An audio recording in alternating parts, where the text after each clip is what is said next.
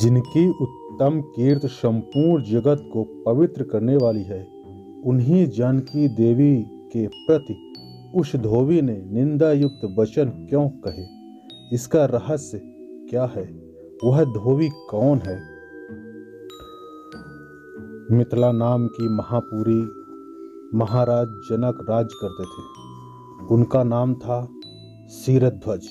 एक बार वे यज्ञ के लिए पृथ्वी जोत रहे थे। उस समय चौड़े मुंह वाली सीता फाल के धंसने से बनी हुई गहरी रेखा के द्वारा एक कुमारी कन्या का प्रादुर्भाव हुआ, जो रति से भी बढ़कर सुंदर थी, जिससे राजा को बड़ी प्रसन्नता हुई और उन्होंने भुवन मोहिनी शोभा से उत्पन्न उस कन्या का नाम सीता रख दिया। परम सुंदरी सीता एक दिन सखियों के साथ उद्यान में खेल रही थी।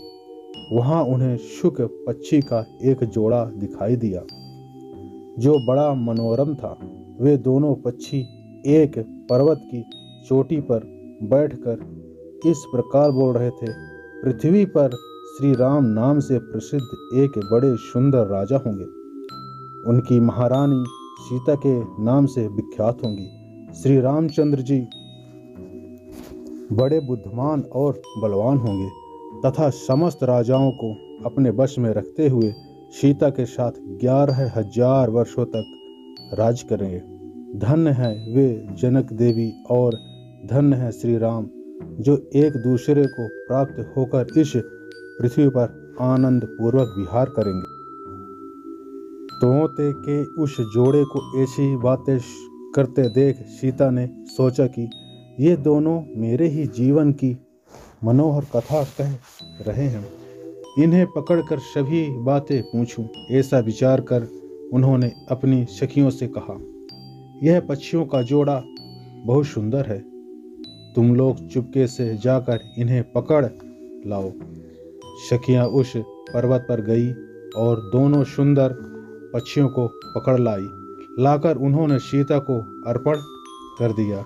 सीता उन पक्षियों से बोली, तुम दोनों बड़े सुंदर हो, देखो डरना नहीं। बताओ तुम कौन हो और कहाँ से आए हो? राम कौन है और सीता कौन है? तुम्हें उनकी जानकारी कैसे हुई? इस सारी बातों को जल्दी जल्दी बताओ। मेरी ओर से तुम्हें भय नहीं होना चाहिए। सीता के इस प्रकार पूछने पर दोनों पक्षी सब बातें बताने लगे। देवी वाल्मीकि नाम से प्रसिद्ध एक बहुत बड़े महर्षि हैं, जो धर्मज्ञों में श्रेष्ठ माने जाते हैं। हम दोनों उन्हीं के आश्रम में रहते हैं। महर्षि रामायण नाम का एक ग्रंथ बनाया है, जो सदा ही मन को प्रिय जान पड़ता है। उन्हीं ने शिष्यों को उस रामायण का अध्ययन कराया है तथा प्रतिदिन वे संपूर्ण प्राणियों के हित में संलग्न रहकर उस रामायण के पद्यों का चिंतन किया करते हैं। रामायण का कलेवर बहुत बड़ा है। हम लोगों ने उसे पूरा सुना है। बारंबार उसका गान और पाठ सुनने से हमें भी उसका अभ्यास हो गया है। राम और जानकी कौन है, इस बात को हम बताते हैं तथा इसकी भी सूचना देते हैं कि श्री राम के साथ क्रीड़ा करने वाली जानकी के विषय में क्या क्या बातें होने वाली हैं। तुम ध्यान देकर सुनो। महर्षि श्रृंग के द्वारा कराए हुए पुत्रेष्टि यज्ञ के प्रभाव से भगवान विष्णु राम, लक्ष्मण, भरत और शत्रुघ्न 4 शरीर धारण करके प्रकट होंगे। देवगणाएं भी उनकी उत्तम कथा का गान करेंगी। श्रीमान राम महर्षि विश्वामित्र के साथ भाई लक्ष्मण सहित हाथ में धनुष लिए मिथिला पधारेंगे।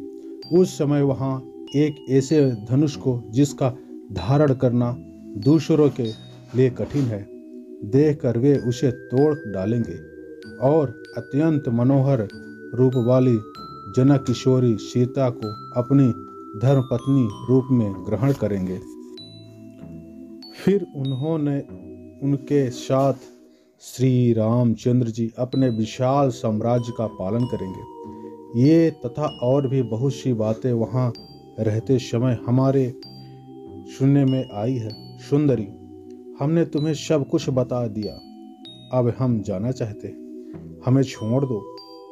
कानों को बहुत मधुर प्रतीत होने वाली पक्षियों की ये बातें सुनकर सीता ने उन्हें मन में धारण किया और पुनः उन दोनों से इस प्रकार पूछा, राम कहाँ होंगे, किसके पुत्र हैं और कैसे वे दूल्हा वेश में आकर जानकी को ग्रहण करेंगे तथा मनुष्य अवतार में उनका विग्रह कैसा होगा।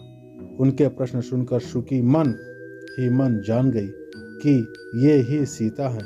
उन्हें पहचान कर वह सामने आ उनके चरणों गिर पड़ी और बोली, श्री रामचंद्र जी का मुख कमल की कली के समान सुंदर होगा, नेत्र बड़े बड़े तथा खिले हुए पंकज की शोभा को धारण करने वाले होंगे, नासिका ऊंची पतली और मनोहरणी होंगी, दोनों भौहें सुंदर ढंग से परस्पर मिली होने के कारण मनोहर प्रतीत होंगी, भुजाएं घुटनों तक लटकी हुई एवं मन को लुभाने वाली होंगी, गला शंख के समान सुशोभित और छोटा होगा, वक्ष स्थल उत्तम चौड़ा एवं शोभमान होगा, उसमें श्री वत्स का चिन्ह होगा, सुंदर जांघों और कटिभाग की शोभा से युक्त उनके दोनों घुटने अत्यंत निर्मल होंगे, जिनकी भक्त जन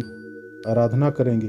श्री रघुनाथ जी के चरणबिंद भी परम शोभा युक्त होंगे और समस्त भक्तजन जिनकी सेवा में सदा संलग्न रहेंगे। श्री रामचंद्र जी ऐसा ही मनोहर रूप धारण करने वाले हैं, मैं उनका क्या वर्णन कर सकती हूँ। जिसके 100 मुख है वह भी उनके गुणों का बखान नहीं कर सकता, फिर हमारे जैसे पक्षी की क्या विशात है। परम सुंदर रूप धारण करने वाली लवणमयी लक्ष्मी भी जिनकी झांकी करके मोहित हो गई, उन्हें देखकर पृथ्वी पर दूसरी कौन स्त्री है जो मोहित न हो। उनका बल और पराक्रम महान है, वे अत्यंत मोहक रूप धारण करने वाली हैं। मैं श्री राम का कहाँ तक वर्णन करूं। वे सब प्रकार से ऐश्वर्यमय गुणों से युक्त हैं, परम मनोहर रूप धारण करने वाली वे जानकी देवी धन्य है, जो श्री रघुनाथ जी के साथ हजारों वर्षों तक प्रसन्नता पूर्वक विहार करेंगी। परंतु सुंदरी, तुम कौन हो, तुम्हारा नाम क्या है, जो इतनी चतुरता और आदर के साथ श्री राम जी के गुणों का कीर्तन सुनने के लिए प्रश्न कर रही हो।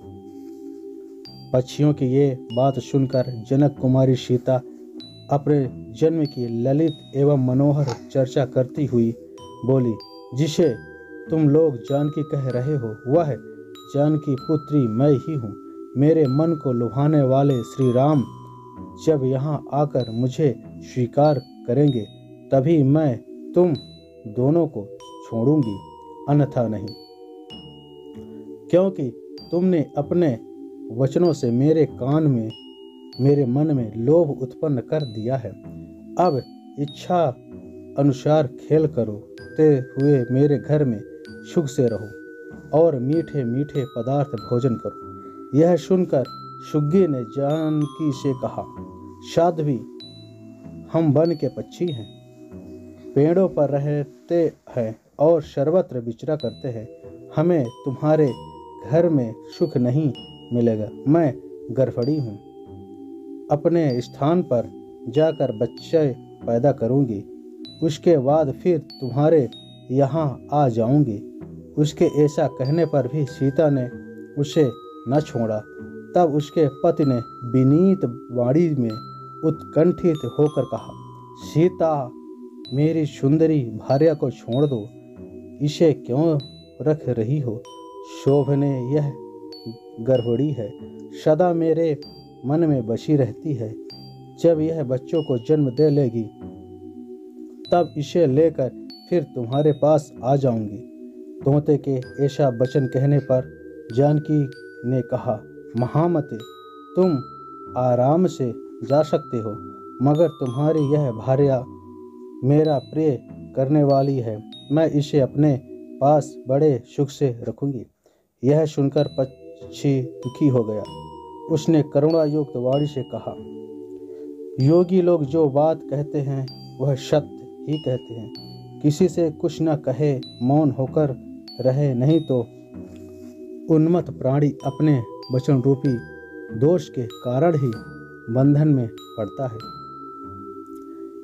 यदि हम इस पर्वत के ऊपर बैठकर वार्तालाप न करते होते तो हमारे लिए यह बंधन कैसे प्राप्त होता। इसलिए मौन ही रहना चाहिए।